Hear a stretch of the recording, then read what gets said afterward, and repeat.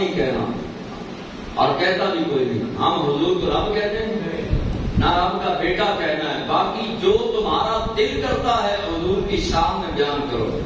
اور امام نے تو یہاں تک لکھا کہ صحابہ بھی حضور کی محبت کا حق ادا نہیں کر سکتے. اللہ، صحابہ جنہوں نے 70 زخم کھائے، 4 پتر ایک ہی موقع پر حضور کے قدموں پر قربان کیے، اپنا پورا خاندان قربان کیا، کاروبار قربان کیا، دکانیں، مکان، ہر شے حضور کے قدموں پہ لٹا دی، اپنی جان قربان کر دی. لیکن پھر بھی حضور کا اتنا حق ہے کہ صحابہ نہیں ادا کر سکے، تو ہم کیا کر سکتے ہیں؟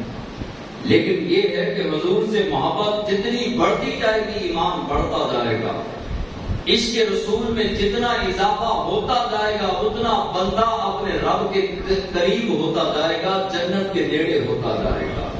حضرت رافع اور حضرت سامورا یہ 2 صحابی ہیں. آج ہم بھی اپنے بچوں کی تربیت کر رہے ہیں، اور آج ہم بھی دعوی محبت رسول کرتے ہیں، دعوی عشق رسول کرتے ہیں. حضرت رافع اور حضرت سامورا یہ 2 صحابی ہیں، 14 سال کی عمریں ہیں. بلال حبشی نے اعلان کر دیا کہ بھائی سارے جوان جمع ہو جائیں، جنگ کے لیے جانا ہے، جنگ کا موقع ہے، سارے صحابہ جمع ہو جائیں. جلدی ایمرجنسی حالات ہو گئے، سارے جمع ہو جائیں، جنگ کا موقع ہے، صفیں بن رہی ہیں. حضرت سامورا اور حضرت رافع جو ہے وہ 14 سال کچھ ماہ کے تھے، اور حضرت سامورا 14 سال کی عمر ہے، ننھی عمریں. اب یہ بھی صفوں کے اندر آ کر کے کھڑے ہو گئے، اور دل کے اندر دعائیں کرنے لگے کہ کاش رسول اللہ صلی اللہ علیہ وسلم ہمیں بھی اپنے ساتھ جنگ میں لے جائیں. اب بچے ہیں، جنگ میں جا کے پھولوں کے ہار بھی ڈالے جاتے ہیں، جنگ میں جا کے دسترخوان لگا کر سونے کے جو ہے وہ چچوں کے ساتھ مہمان نوازی نہیں ہوتی. جنگ میں تیروں کا مقابلہ کرنا پڑتا ہے، تلواروں کا، نیزوں کا مقابلہ کرنا پڑتا ہے، بھوک اور پیاس اور دھوپ اور گرمی کی شدت سے لڑنا پڑتا ہے، اور جنگ میں جا کے موت کی آنکھوں میں آنکھیں ڈال کر اسلام کا پرچم بلند کرنا پڑتا ہے. لیکن تربیت دیکھیے، صحابہ نے اپنے بچوں کی تربیت کس انداز سے کی. اور صحابہ کا عشق رسول خالی کاغذی ہماری طرح نہیں تھا کہ ذرا سی گرمی، ذرا سی سردی، ذرا سی حالات کے تذبذب کی وجہ سے ہمارا عشق رسول صلی اللہ علیہ وسلم کی جو ہوا والا سلسلہ ہے وہ سارا نکل جاتا ہے. ذرا سی تکلیف آئے تو عشق مصطفیٰ ہمارا سارے کا سارا، جس طرح وہ گیسی غبارے سے ہوا نکل جاتی ہے، ہمارا عشق رسول نکل جاتا ہے.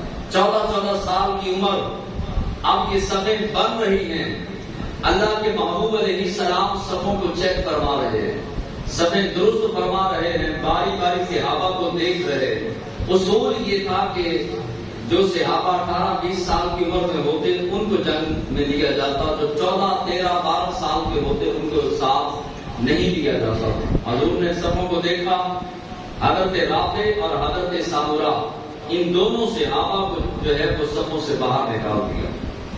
صفوں سے باہر آئے اور یہ گئے جا کر کے حیدر کرار شیر خدا علی المرتضیٰ، بعض علماء نے کہا کہ یہ صدیق اکبر کے پاس گئے، کہنے لگے ہاتھ جوڑ کے ابو بکر حضور آپ کے یاد ہیں، آپ حضور کے یاد ہیں، اور آپ کو صدیق اکبر کا لقب رسول اللہ نے دیا ہے، آپ اللہ کے حبیب علیہ السلام کے بڑے پیارے ہیں، لہذا ہماری سفارش کر دیں اور حضور سے کہیں کہ ہمیں جنگ میں ساتھ لے جائیں. حضرت ابوبکر صدیق رضی اللہ تعالیٰ عنہ نے فرمایا کہ آپ اس طرح کرو، جاؤ حضرت عثمان غنی کے پاس. عثمان غنی کے پاس گئے، انہوں نے کہا جاؤ حیدر کرار کے پاس. حیدر کرار شیر خدا علی المرتضیٰ کے پاس گئے تو سارے صحابہ حضور کے جو ہے وہ وراء الورا ہیں، عظمت و شان سب کی بلند و بالا ہے.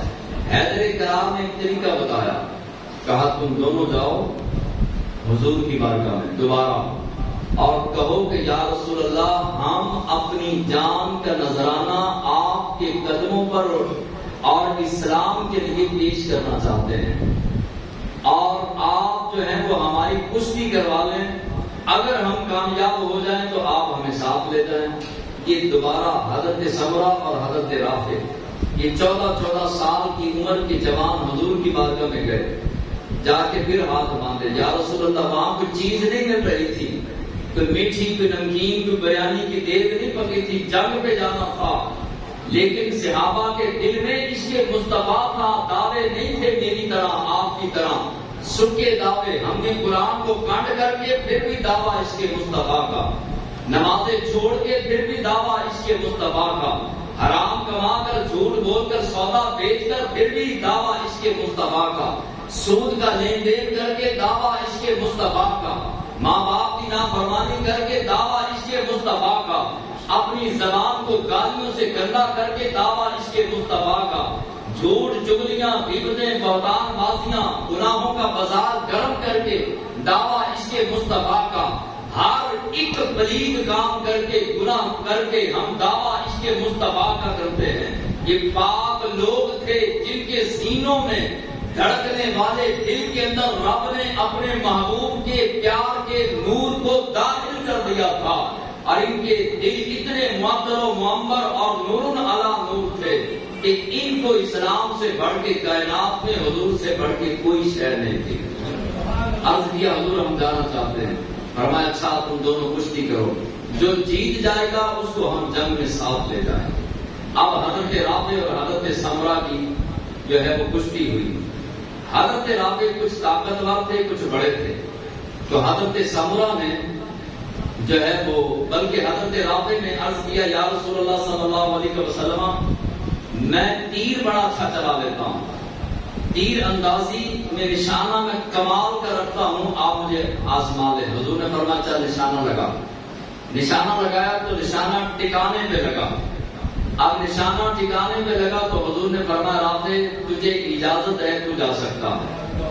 حضرت سمرہ رونے لگے، کہنے لگے کہ رافع تو چلا جائے گا، تیری بگڑی تو بن جائے گی، تو کامیاب ہو جائے گا، اگر شہید ہو گیا تو بھی کامیاب، غازی بن کے لوٹ آیا پھر بھی کامیاب، تو میں تو رہ گیا۔ آج تو درس قرآن میں بلایا جائے تو قوم کے پاس وقت نہیں، اگر اسی قوم کو جنگ میں بلایا جاتا تو یہ قوم جانے والی تھی، جو مسجد کی سیڑھیاں چڑھ کے اللہ کا قرآن سننے نہیں آ رہی، اور دین حق دین اسلام کو سینے کے ساتھ لگانے کے لیے جو قوم تیار نہیں، اس قوم نے رسول اللہ کے ساتھ جنگوں پہ جانا تھا نہ۔ اب حالات دیکھیں صحابہ کرام کے۔ حضرت رافع کہتے ہیں کہ اب کیا کیا جائے، سمرہ کہتے ہیں اس طرح کر، میرا بھی کچھ سلسلہ چلا۔ حضرت سمرہ نے حضور کی بارگاہ میں عرض کیا یا رسول اللہ اس کا نشانہ ٹھیک لگا، میری اس کے ساتھ کشتی کروا دیں۔ حضور نے فرمایا چلو کرو۔ اب جب کشتی میں بھی حضرت رافع جو تھے کہ طاقتور تھے، حضرت سمرہ کچھ جسمانی کمزور تھے، جب دونوں نے جفا ڈالا تو حضرت سمرہ نے کہا تیرا کام تو بن چکا، تو نے تیر کا نشانہ لگایا، تیر کا نشانہ لگا ٹھکانے پہ، تیرا کام بن گیا، اگر تو نے مجھے ہرا دیا اور میں کشتی میں ہار گیا تو میں یہیں رہ جاؤں گا، تو چلا جائے گا، یار تو میرا یار بھی ہے، یار یاراں دے کام آندے ہیں، آج میرے کام آ جا، اور آج تو جان بوجھ کے ہار جا، آج تو ہار جا، قیامت کے دن میں رب کی بارگاہ میں تیری سفارش کروں گا، آج تو ہار جا اور مجھے جنگ میں ساتھ جانے کا موقع مل جائے گا، میں حضور کے قدموں پہ قربان ہونا چاہتا ہوں۔ حضرت رافع اور سمرہ کی کشتی ہوئی، حضرت رافع نے ایک دو داؤ کھیلے، اس کے بعد رافع خود گرے، حضرت سمرہ اوپر آ کے بیٹھ گئے۔ حضور نے مسکراتے ہوئے، حضور تو غیب کا علم جاننے والے ہیں، مسکراتے ہوئے فرمایا آجا دنیا جا، دونوں چلے گئے۔ اب دونوں جا کے جنگ میں لڑے، یہ ہمارے بزرگوں کے بچوں کا عالم تھا اور یہ صحابہ کے عشق رسول کا عالم تھا۔ آج ہم نے اپنے بچوں کو بھی صرف نوٹ کمانا، اپنی کھوپڑیوں میں بھی صرف نوٹوں کی تتھیوں کو گننا، اور گھر کے اور کاروبار کے اور یہ سارے کاموں کو صرف اپنی زندگی کا مقصد بنا لیا۔ یہ زندگی کا مقصد نہیں۔ اگر زندگی کے اندر عشق مصطفیٰ نہیں تو زندگی گزارنے کا کوئی فائدہ نہیں۔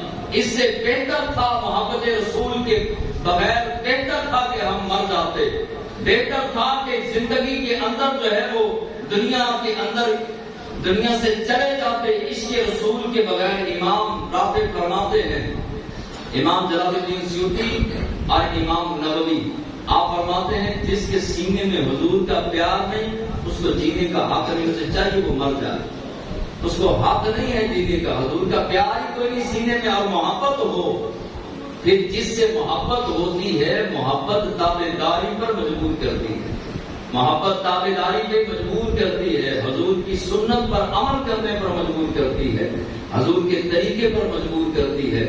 اور اقبال بھی جاتے جاتے کہنے لگا، رب سے جب بھی مانگو نوٹ نہ مانگنا، نوٹ جو مقدروں میں ہیں مل جائیں گے، کاروبار لمبی چوڑی گاڑیاں اور بڑی بلڈنگیں نہ مانگنا، مانگنا ہے تو جھولی پھیلا کے عشق مصطفیٰ، عشق مصطفیٰ جس کے سینے میں ہے وہ جہاں بھی رہے مدینے میں۔